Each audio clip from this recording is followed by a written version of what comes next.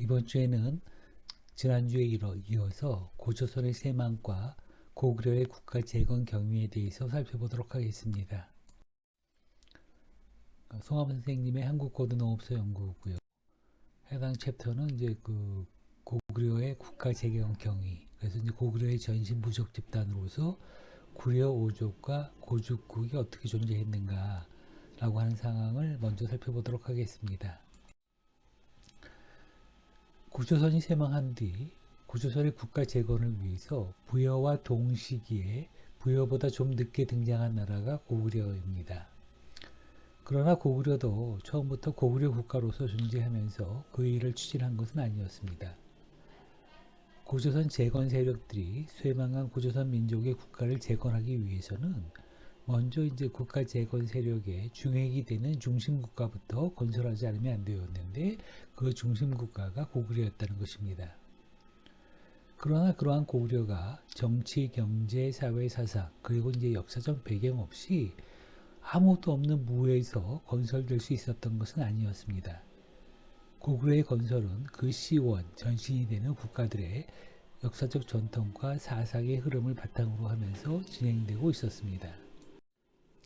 그뿐만 아니라 고구려에게는 그 국가를 성립시킬 수 있는 최소한의 정치사회 집단이 있었습니다. 그와 동일 계열 정치 집단이 돼 오래전부터 여러 계열로 나뉘어져 있었던 부족 집단, 부족 국가들을 통합하면 하나의 국가를 이룰 수 있는 정치 세력이 될 수 있었습니다. 고조선 멸망 후에 국가 재건 운동에서는 중국이 정복 전쟁을 통해서 달성하고 있는 천하체제, 즉 한사구는 배격하되 중국 문명을 중핵으로 하여 형성된 동아시아 문명권의 문명 전환의 흐름을 적절히 수용하고 활용하는 것이 국가 건설에 유용하였습니다.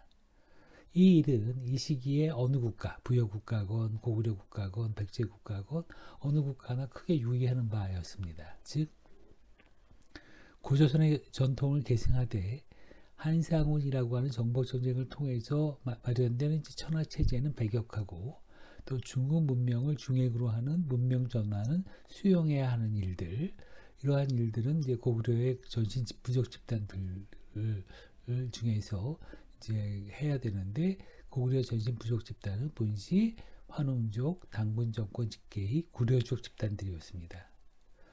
그러므로 이들도 종족상으로는 다 맥족이었는데 부여 재건 맥족과 구분하기 위해서 구려 오족 맥족 그리고 이제 고죽국 맥족으로 부르고 있었습니다.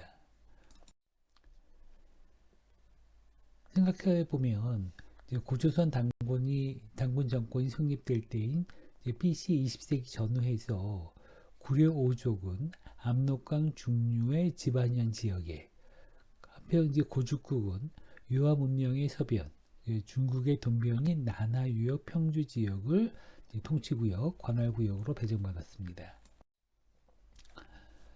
지도에서 보면 이제 구려 오족과 고죽국에 있는 존재는 이렇게 되어 있었는데요. 이들 이제 구려 오족, 오부족은 이제 국가를 세우는데 국왕을 처음에는 이제 연노부에서 내고 있었으나 그 세가 미약해짐에 따라서 지금은 게르부가 이를 대신하고 있었습니다. 그리고 도읍은 대수, 큰 강, 압록강가에 세우고 살고 있었습니다.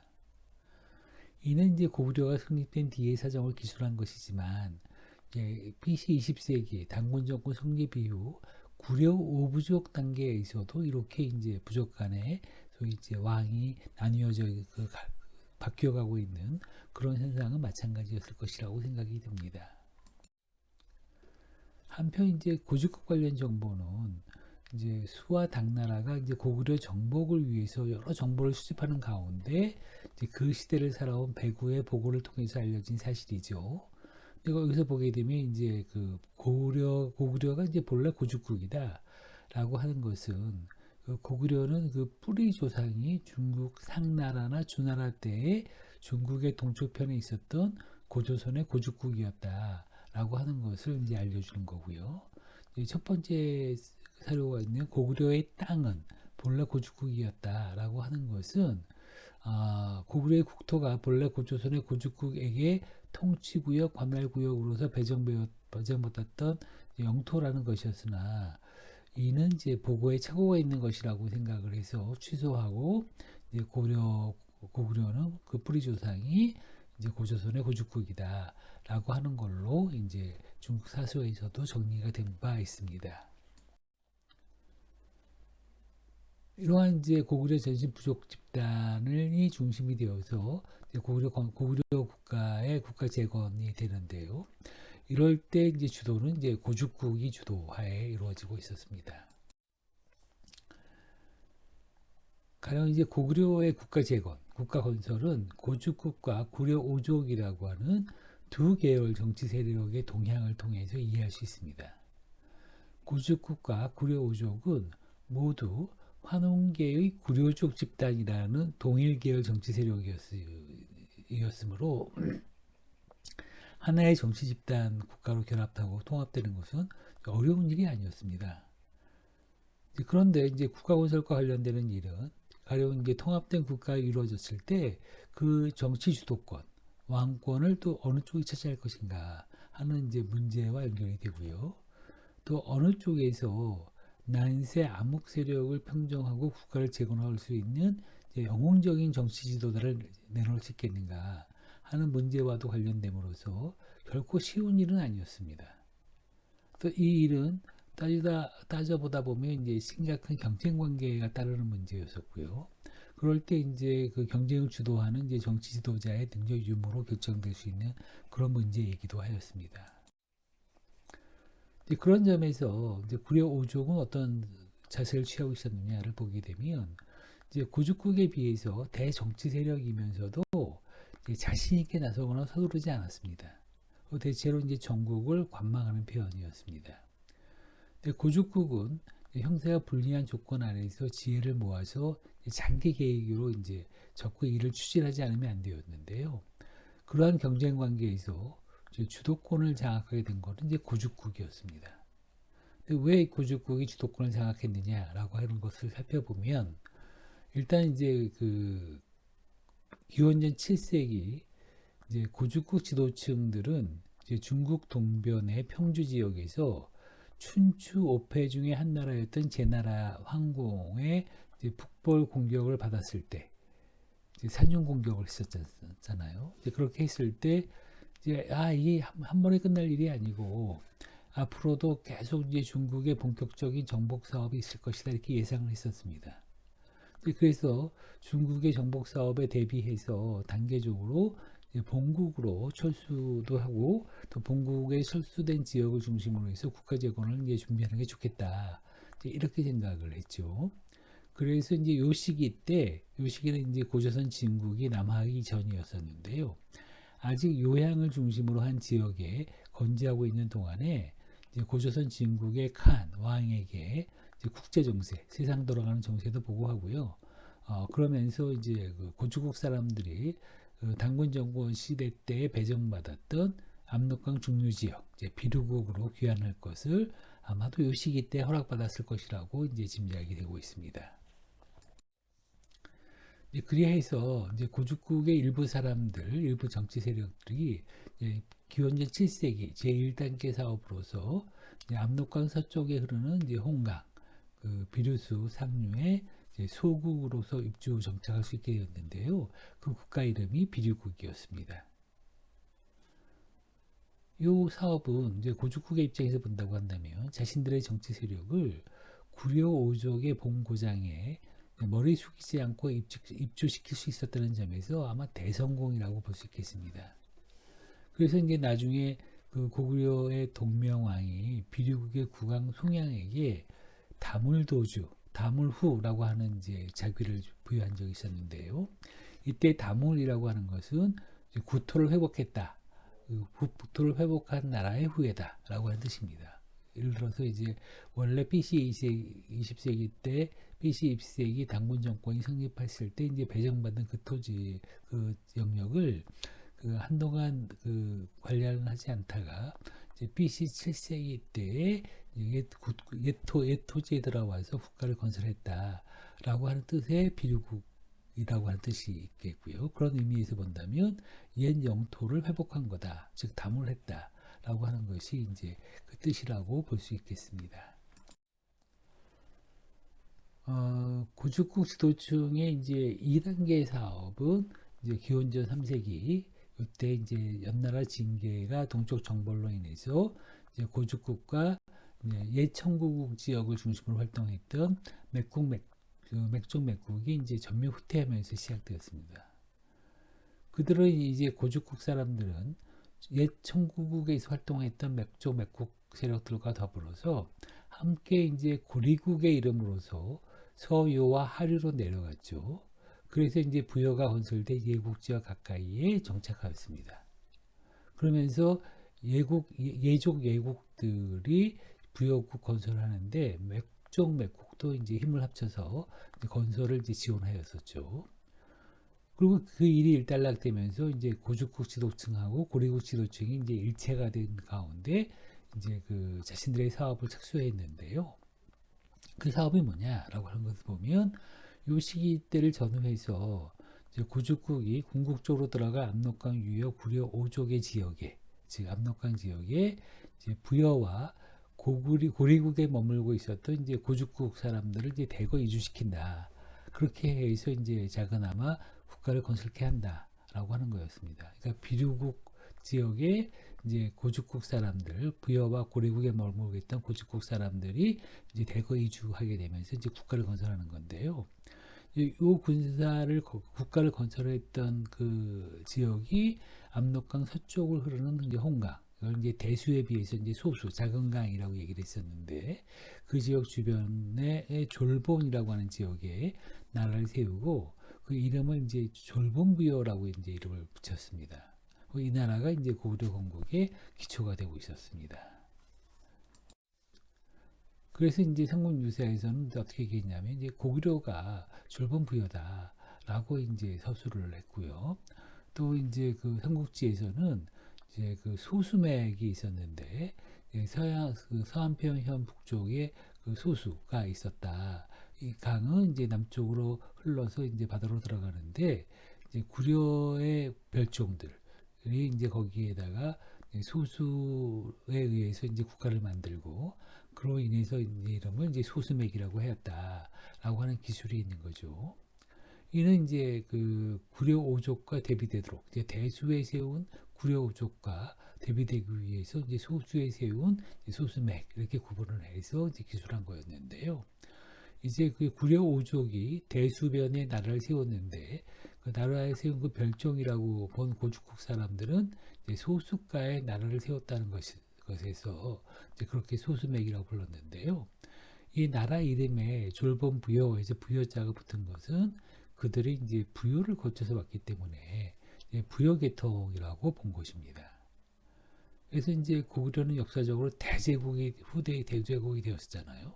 그런데 이제 그 초기에는 그 출자가 분명히 알려지지 않고 있어서 많은 중국 사서에서 보면 부여의 한갈래라든가 부여에서 나왔다라든가 이 둘을 합쳐서 부여에서 나온 한갈래 이렇게 이해를 하고 있었던 것도 이제 이런 계통성을 잘 이해하지 못했기 때문에 나온 서술이 아닌가 그렇게 생각을 하고 있습니다. 이제 그 주몽탄생설화와 그 역사적 의미를 살펴보도록 하겠는데요. 이제 국가 건설과 관련된 일들은 통합된 국가가 이루어졌을 때 이제 정치 주도권 그리고 왕권을 어느 쪽이 차지할 것인가 하는 문제하고요. 어느 쪽에서 난세 암흑세계를 평정하고 국가를 재건할 수 있는 이제 영웅적인 정치 지도자를 내놓을 수 있는가 하는 이제 문제와 관련되기 때문에 이제 이건 굉장히 쉬운 일이 아니었습니다. 그래서 이 일은 결국 이제 심각한 경쟁 관계가 따르는 문제였었고요. 정치 지도자의 능력 유무로 결정된 문제였습니다. 그래서 이제 고죽국 지도층들이 다음으로 한 사업이 이제 동방세계의 빛을 밝혀줄 제2의 동명의 탄생을 기다리면서 주몽이죠. 탄생을 기리면서 고구려 공무설의 영웅설화를 만들고 이를 실현해 나가는 일이었습니다. 이는 고구려의 국가 이념 발전 목표와도 관련된 중요한 사안이죠. 그러니까 이제 우리는 이제 주몽과 관련된 이 고구려 건국설화가 구체적으로 어떠했는지를 살펴두는 것이 필요하겠는데요. 이렇게 보게 되면 설화 1유형 설화하고 2유형 설화가 두 가지가 있습니다. 이제 1유형 설화를 먼저 보면 이제 내용이 이렇습니다. 옛날 북방에는 고리국, 지상세계의 국가죠. 현재 있는 국가가 있었습니다. 근데 그 고리국 왕의 시비가 임신을 해서 왕을 죽이려 하였더니 이제 그 왕이 그 시비가 임신한 시비를 죽이려 했더니 이제 시비가 말하기를 이제 그 제가 이제 임신하게 된 계기가 그 계란만한 기가 저에게 내려오더니 이제 임신을 하게 되었습니다. 라고 얘기를 했다는 거죠. 그래서 이제 죽음을 피할 수가 있었습니다. 근데 그 후 이제 시비는 아기를 낳았는데 왕이 이를 이제 돼지 우리에 버렸더니 이제 돼지가 입김을 불어주고 또 마국간에 옮겼더니 말이 기를 불어주어서 죽지 않았다는 거죠. 그래서 이제 왕이 이 아이가 천자인가 해서 이제 그 어미 본인의 시비가 잘 키우도록 하였다고 합니다. 그래서 이제 이름을 동명이라고 하고 말을 기르도록 하였다고 합니다. 동명은 이제 활을 잘 쏘았으므로 왕은 이제 나라를 뺏길까 염려가 돼서 고리국 왕이죠. 나라가 뺏길까 염려해서 그를 죽이려 하였다는 겁니다. 그러니까 이제 동명왕이 그 동명이 도망해서 나무로 이제 시험수에 이르렀는데 활로 수면을 딱 치니까 이제 고기와 자라가 떠올라서 다리를 만들어 주었고요. 그래서 이제 동명이 물을 건너니까 그 고기와 그 자라들이 이제 해산이 돼서 추격하는 병사들이 건널 수 없었다고 합니다. 그래서 마침내 동명은 이제 부여의 땅에 도읍을 정하고 왕이 되었다라고 하는 설화가 있습니다. 이는 이제 고구려 초기의 작품으로서 이제 중국 사서 중에서 이제 위략집서, 집본, 삼국지, 논형 등이 수록되어 있습니다. 근데 이것의 내용은 그렇습니다. 이 설화는 사서의 부여전에 실려 있고 끝에 끝부분에 동명이 부여의 땅에 그 도읍을 정하고 왕이 되었다 함으로써 일반적으로 이 설화는 이제 부여의 개국전설로 이제 이해가 되고 있습니다. 그런데 이 얘기는 고구려의 개국전설이라고 보는 게 좋습니다.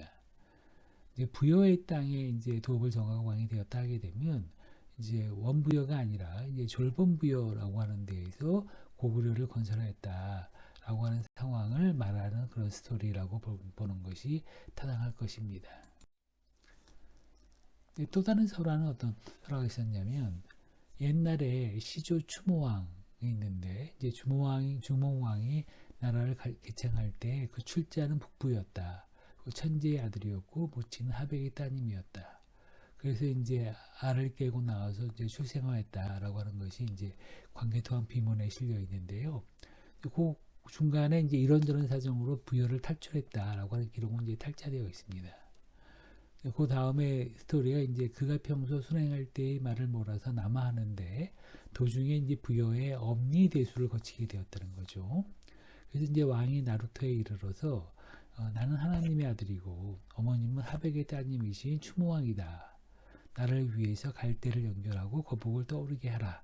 하니 이제 말소리가 떨어지자마자 그 갈대가 엉켜 연결되고 거북이 떠올라서 물을 건널 수 있었다라고 얘기했고요.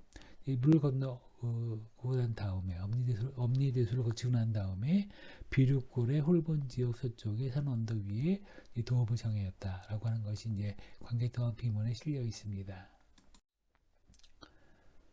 그리고 이제 부영아 헤브루가 죽음에 금화가 그 위를 이었고요. 이때 이제 태백산 남쪽 우발수가에서 한 여인이 얻어 누구냐 하고 물어봤더니 저는 이제 하백의 딸 유아이며 여러 아우들과 노래를 나왔는데 이때 한 남자가 다가와서 자기는 천재의 아들 해모수라 하고 저를 유인하여서 웅심산 아래 압록강변의 한 집안에 데려가서 개인적인 욕심을 채우고 곧 떠나가서는 다시 돌아오지 않았습니다.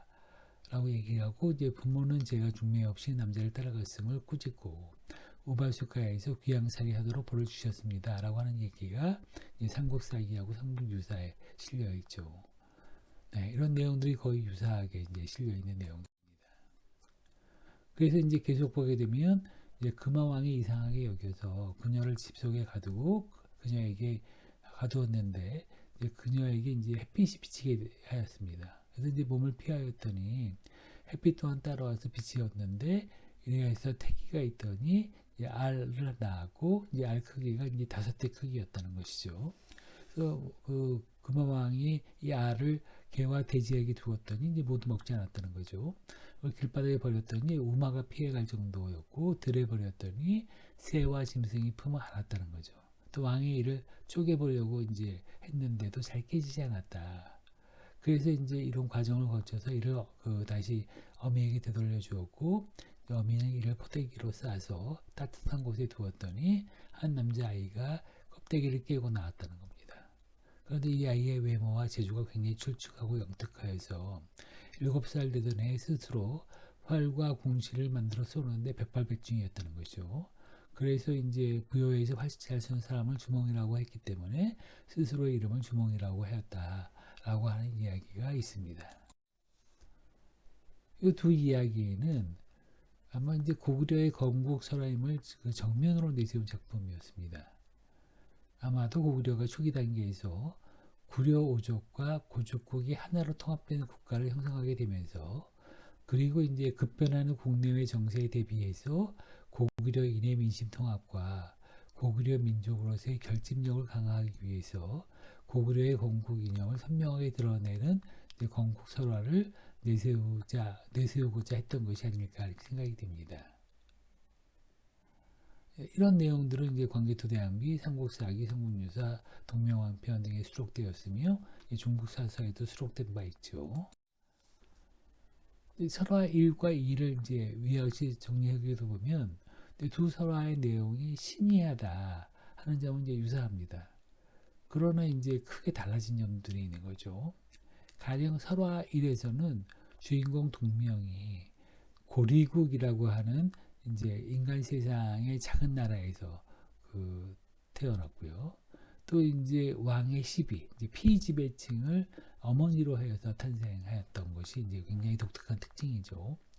근데 설화 2에서의 그 주몽, 즉 동명은 하늘과 인간 세상이 천재와 하백, 강의 신을 매개로 결합된 천재의 뜻이 지배하는 넓은 세상에서 천재의 아들 헤모스와 하백의 딸 유하가 결합되는 가운데 최고 귀족으로 탄생하였다는 점이 이제 특색이 있습니다. 근데 설화 1은 본인이 고리국이라고 하는 그 작은 나라의 왕의 시비, 시중을 드는 그런 사람들에서 태어났다, 피지피층에서 태어났다라고 하는 것은 이제 고구려 건국에 필요한 피지배층에게 호소하기 위한 내용들이고요. 또 다른 한편으로서 나는 그 천재와 하백의 그 아들이다라고 하는 것은 이제 그 지배층에게 호소하기 위한 것이 되겠죠.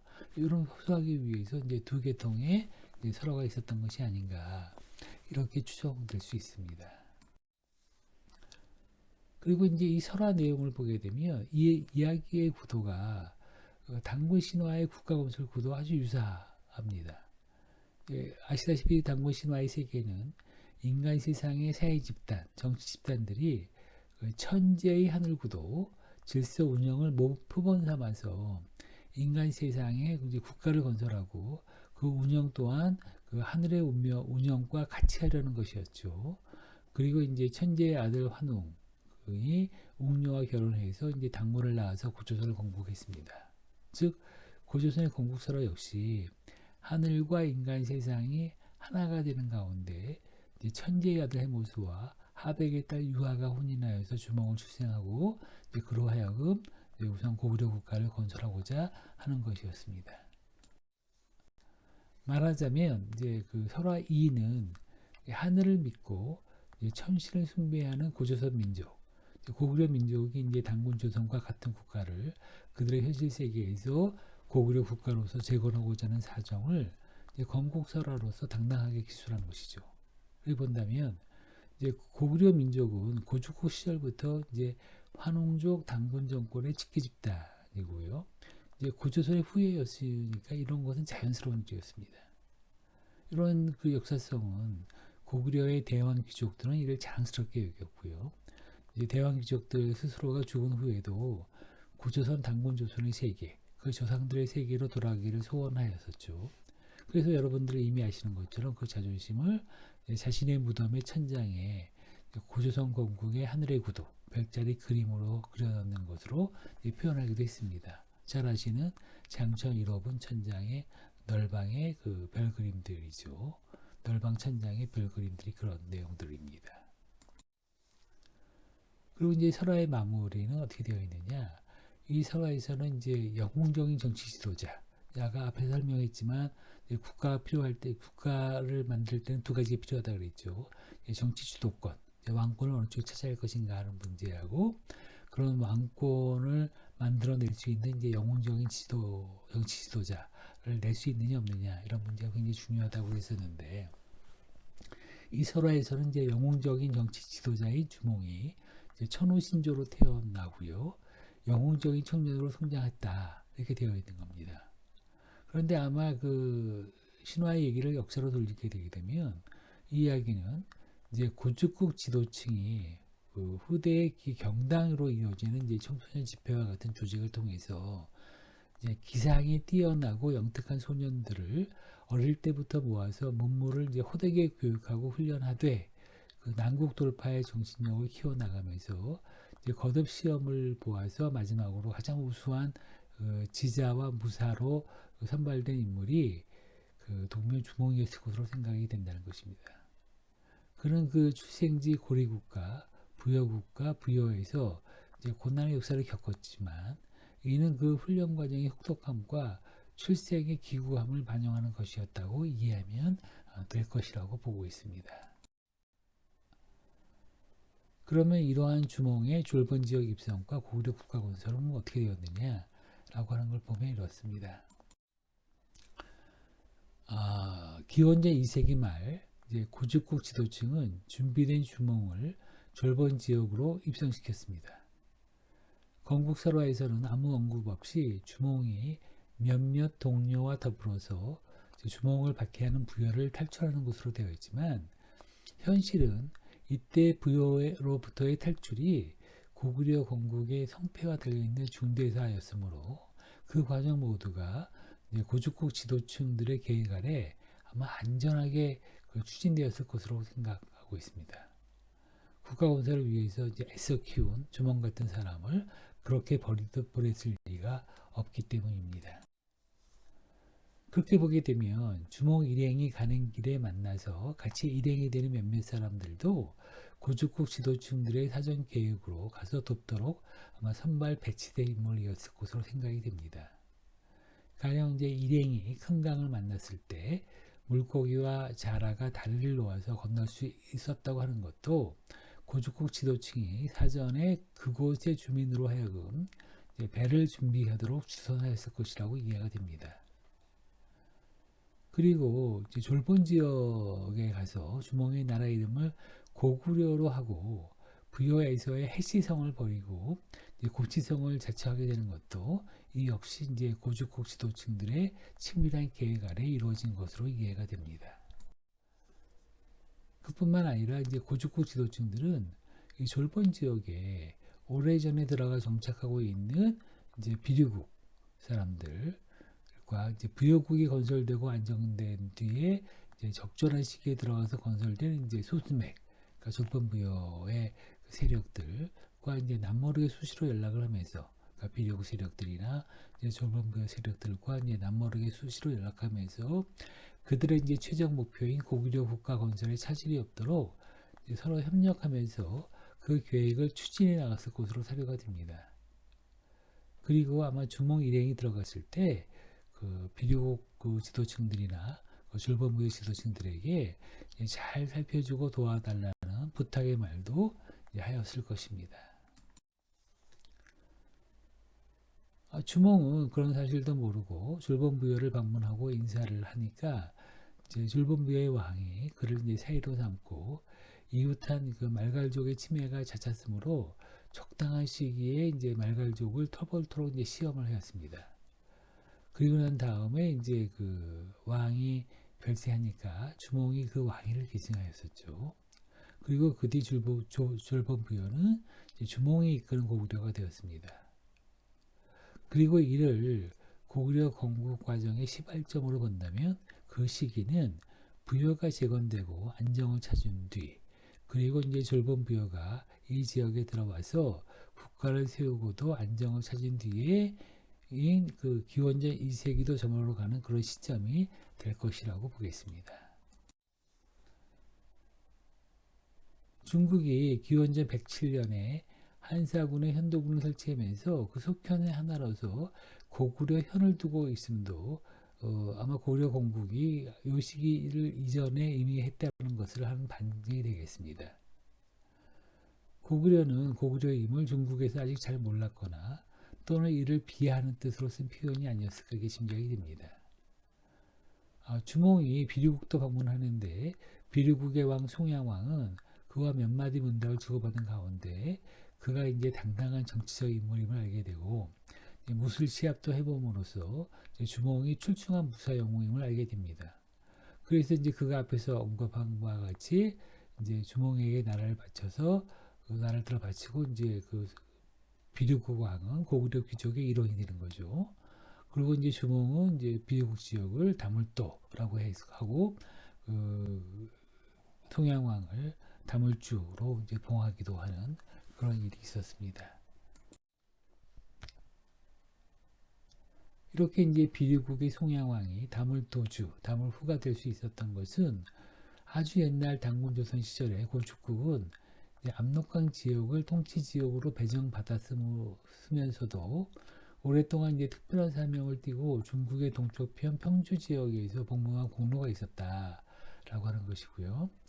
기자조선 진국이 멸망하기 이전에 기자조선 진국 진왕의 양해로 송양왕의 선대들이 이미 이제 비류국 지역을 확보하고 있었다. BC 7세기경에 그런 일이 있었다는 거죠. 그리고 이제 기자조선 진국이 망해서 사실상 이제 그 지역을 상실할 상황이 되었는데 송양 집단이 비류국을 유지할 수 있었던 것은 사실은 이제 그 고축국의 구토를 회복한 거나 마찬가지였기 때문에 다물, 구토 회복을 뜻하는 다물, 다물도주, 다물후가 될 수 있었던 것이라고 생각을 합니다. 그러나 이로써 고구려 국가의 건설 과정이 끝난 건 아니었습니다. 이는 시작에 불과한 것이죠. 이제 고조선을 재건할 수 있는 중심국가 고구려가 완성되기 위해서는 그 다음에 해야 할 어려운 일들이 더 남아 있습니다. 그것은 이제 고죽국과 같은 구려족 계통이면서 오랫동안 갈라져 있었던 구려오족을 고죽국과 결합해서 하나의 그 통합된 고구려 국가를 건설하는 일이었습니다. 이 일은 다음과 같이 전개되었습니다. 이제 이 졸본 지역에는 구려오족의 하나인 게르부도 있었고요. 그 유지 가운데 그 연다발과 관여가 된 그의 딸 소선호도 있었는데 주몽은 이 소선호도 비로 취함으로써 구려오족의 정계에 참여해서 자신의 능력을 발휘할 수 있게 되었습니다. 그리하여서 이제 구려오족과 그 별정이 단합한 명실상부한 고구려를 이제 건설할 수 있게 되었던 것이죠. 이는 이제 고죽국 계열의 정치 세력, 졸본비어와 구려오족 계열의 정치 세력, 이제 게르부가 결합함으로써 통일 고구려 형성의 기반을 마련하게 되었음을 뜻하는 것입니다. 그래서 김부식이가 이제 삼국사기를 편찬하면서 이때의 사정을 취소소노 위비 기어 계기 창업 빈유 내조라고 그까지 기술함으로써 고구려 국가 개창에서 소선호의 그 내조의 공이 굉장히 컸다라고 하는 것을 이제 찬양하기도 하였습니다. 그뿐만 아니라 이러한 사정을 계기로 하여서 구려 오족의 정치사회에 커다란 지각 변동이 일어나게 되었습니다. 즉 구려 오족들은 작은 연맹지 국가로서 그 칸과왕은 본시 이제 그 연노부에서 내고 있었는데 이렇게 이제 게르부의 정치사회, 정치 세력이 커지고 성장함에 따라서 이제 구려 오족 전체의 칸 왕을 내는 부족 집단이 연노부에서 게르부로 이동하게 된 것입니다. 그리하여서 이제 졸본부의 왕은 이제 게르부로 통치권자가 되고 이어서 이제 구려 오족과 고죽국을 통합한 전 고구려 국가를 지배하는 통치권자가 되었습니다. 그 고구려 왕권은 이제 게르부를 중심으로 한 동명화 주몽의 후손들이 이어가게 되어지면서 여기에 이제 고조선을 재건할 수 있는 진정한 중심국가 고구려가 성립되었던 것입니다. 이러한 전국의 변동은 고구려 정치사회에 여러 가지 갈등 구조를 조성하지 않을 수 없게 됐습니다. 그럼으로써 정부에서는 이를 정책적으로 조율하고 안정을 찾지 않으면 안 되었는데요. 이제 유리왕 22년에 그 큰도 국내성을 수리보수하고 그것으로 천도하였으면 이제 그러한 대책이었을 것으로 이해가 됩니다. 그런 점에서 고구려의 국내성 천도는 통일 고구려 국가의 완성을 상징하는 기념물이 되었던 것이라고 하겠습니다. 여기서 이제 궁금한 거는 이제 고구려라고 하는 국호에 대한 것인데요. 고구려 국호의 의미에 관해서는 여러 견해가 있지만 이제 고죽국 지도층이 국가 재건과 관련해서 이 국호를 준비할 때는 이제 고상하고 심오한 의미를 지닌 그 글자를 찾기보다는 그 상고수려, 산은 높고 강은 좋다라고 하는 그런 상고수려의 뜻에서 고려라고 하는 뜻을 갖고 왔다기보다는 이제 고죽국 지도층들은 본시 구려의 한 갈래이고 앞으로 이제 큰 국가를 재건하기 위해서는 구려 오족과 결합을 해야 했다는 것이죠. 그러면서 이제 그 아주 현실적인 방안, 공평한 방법으로서 그들 현재의 국명인 뭐 고리국, 고리지국 가운데 고자를 취하고 또 이제 그 구려 오족 가운데 이제 구려를 취하여서 이 양자를 결합해서 이제 고구려로 정했을 것이 아닌가 이렇게 이제 판단을 하고 있습니다. 이러한 그 부여가 고구려가 이제 국가를 건설했는데요.